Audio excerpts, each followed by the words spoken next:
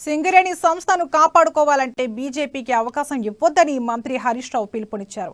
సింగరేణి బచావ్ బీజేపీకి హఠావో నినాదంతో అందరం ముందుకు సాగాలని హరీష్ రావు సూచించారు.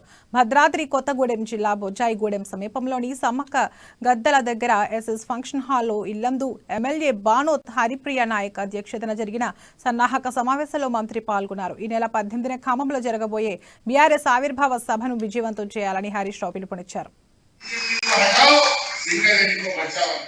ఈ దేశంలో కూడా ఈ బీజేపీ పార్టీని కూకట్లేతో పెట్టించే తప్ప ఈ ప్రభుత్వ రంగ సంస్థలు మన సింగరేణి పేద ప్రజలకు ఉద్యోగాలు ఇస్తామన్నారు. వచ్చిన ఏం చెప్పింది? ఏడాదికి 2 కోట్ల ఉద్యోగాలు ఇస్తామన్నారు.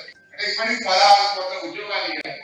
ఉన్న ఉద్యోగాలు బిఎస్ఎన్ఎల్ లో 50,000 మందిని తీసేసి ప్రభుత్వ రంగ సంస్థలు అమ్ముతున్నారు. ఇవాళ దేశంలో 18 లక్షల ప్రభుత్వ ఉద్యోగాలు ఖాళీగా ఉంటే ఒక్క ఉద్యోగం కూడా నింపకుండా ఇలా నిరుద్యోగుల ఉసురు మోసుకుంటున్నటువంటి ప్రభుత్వం బీజేపీ.